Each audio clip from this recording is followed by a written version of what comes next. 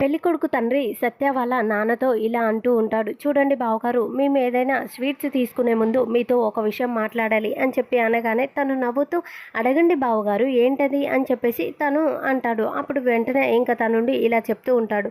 ఇందాక మేము కారులో వచ్చేటప్పుడు మాకెవరో కాల్ చేశారు. ఎవరో తెలియదు కానీ మీ అమ్మాయి గురించి మాకు చెప్పారు. తను పెళ్ళికి ముందే అంటే ఎవరినో ప్రేమించిందని, తనకి పెళ్ళి ఇష్టం లేదని బలవంతంగా మీరు పెళ్లి సంబంధానికి ఒప్పించారని మాకు తెలిసింది అని చెప్పి అనగానే నందిని మాత్రం నవ్వుకుంటూ ఆహా వచ్చింది నాకు ఇదే మంచి ఛాన్సు అని చెప్పి తను అనుకుంటూ ఉంటుంది. ఇంకా ఆ మాట వినగానే అందరూ ఏమో షాక్ అయిపోతారు. ఇంకా నందిని ఛాన్స్ దొరికింది కదా అని రెచ్చిపోతూ ఉంటుంది. అంటే ఏంటండి మీరు మా సంధ్యాని అవమానిస్తున్నారా అని చెప్పేసి తను అంటుంది. అప్పుడు వెంటనే పెళ్లి వాళ్ళుండి అవమానించడం ఏంటమ్మాయి, అనుమానించడం ఏంటి, అనుమానం లేదు అవమానం లేదు, నింద పడింది, నింద పడ్డప్పుడు అది నిజమా కాదా అని మేము తెలుసుకోవాలి కదా, గుణగణాలు మంచి చెడు తెలుసుకోకుండానే మేము మా అబ్బాయికి ఒక సంబంధం ఎలా ఫిక్స్ చేస్తాము, అడగడంలో మా బాధ్యత ఉంది కదా అని చెప్పి తను అంటూ ఉండగానే సత్య వాళ్ళ నాన్న ఉండి చూడండి చెల్లెమ్మ మీకెవరో రాంగ్ ఇన్ఫర్మేషన్ ఇచ్చినట్టున్నారు, నా కూతురు మీద ఒట్టేసి చెప్తున్నాను, నా కూతురికి అలాంటి ప్రేమ విషయాలు ఏమీ లేవు అని చెప్పి తను అనగానే వెంటనే పెళ్ళికొడుకు తల్లుండి ఇలా అంటుంది. కోర్టులో భగవద్గీత మీద ఒట్టేసి మరీ అబద్ధాలు చెప్తారు అనగానే వెంటనే మళ్ళీ నందిని రెచ్చిపోతూ ఉంటుంది.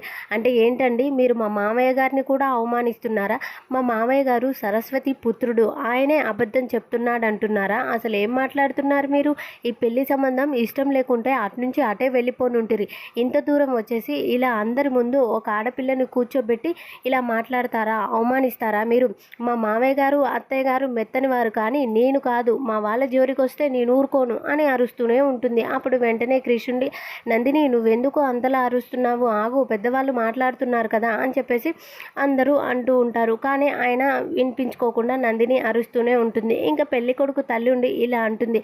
చూడబ్బాయి నువ్వు ఈ ఇంటికి పెద్దల్లుడివి కదా, నువ్వు చెప్పు, రేపు నీ మరదలు పెళ్ళైన తర్వాత ఎవరితోనైనా లేచిపోయిందనుకో అప్పుడు నా పరువేం కావాలి, ఎవరు రెస్పాన్సిబిలిటీ అని చెప్పి తను అనగానే వెంటనే నందిని మళ్ళీ ఏం మాట్లాడుతున్నారు మీరు, నా ఫ్యామిలీ గురించి ఇంతలా అవమానిస్తారా, మా ఫ్యామిలీ వాళ్ళ జోలికి వస్తే మాత్రం ఊరుకోను, చేతికి పని చెప్పాల్సి వస్తుంది, ఒక ఆడపిల్లని పట్టుకొని లేచిపోతుంది అది ఇది అంటారా అని చెప్పి అరుస్తూ అయినా సంధ్య ఇలాంటి పెళ్లి కొడుకు నీకు అవసరమా, అసలు ఏంటి ఇలా అవమానించే అత్తగారు మామగారు మన సంధ్యకి అవసరమా అని ఇంట్లో వాళ్ళందరికీ చెప్తూ చూడన్నా క్రిష్ వీడు అసలు నీ కాలి గోటి కూడా సరిపోతాడా, నీకు వీడు తోడల్లుడుగా నీకు అవసరమా అని చెప్పి అవమానిస్తూ మాట్లాడుతూ ఉంటుంది. సంధ్య ఏమో ఏడుస్తూ ఉంటుంది.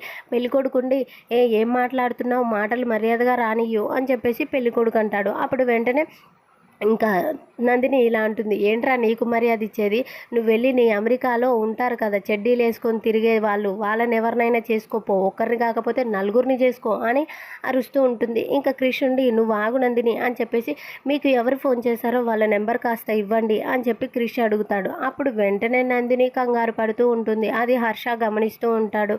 ఇంకా క్రిష్ ఒకసారి ఆ నెంబర్కి ఫోన్ చేయమని చెప్తాడు. ఫోన్ చేస్తారు, లౌడ్ స్పీకర్ పెడతారు, కానీ నెంబర్ స్విచ్ ఆఫ్ వస్తుంది. అప్పుడు వెంటనే క్రిష్ ఉండి ఇదెవరో కావాలనే చేశారు అని క్రిష్ అంటాడు. అప్పుడు పెళ్లి కొడుకుండి ఎవరో కావాలని ఎందుకు చేస్తారు, మీ ఫ్యామిలీ వాళ్ళే, మీకు బాగా తెలిసిన వాళ్ళే ఎవరో చేశారు అని చెప్పి అనగానే నందిని కంగారు పడుతూ ఉండి మళ్ళీ ఏదో ఒకటి చేయాలి అని చెప్పేసి అంటే ఏంటి మీరు మాట్లాడేది, మా ఫ్యామిలీలో మాకు గొడవలు పెట్టేసి మమ్మల్ని మేము జుట్లు పట్టుకొని కొట్టుకునేలా చేస్తారా, ఇలాంటి అత్తగారు ఏడైనా ఉంటారా, అసలు ఇప్పుడే ఇంత రాచి రంపాన పెడుతున్నావు, రేపు పెళ్ళైన తర్వాత మా సంధ్య జాబ్కి వెళ్ళిందనుకో అక్కడ నలుగురు మగాళ్ళు ఉంటారు, నలుగురు మగాళ్ళతో కలిసి మాట్లాడాల్సి వస్తుంది, చాయ్ తాగాల్సి వస్తుంది, రోజుకో అక్రమ సంబంధం అంటగడతావా అని చెప్పేసి అలా తిడుతూ ఉంటుంది. ఇంకా పెళ్లి వాళ్ళకి చాలా కోపం వచ్చేస్తుంది.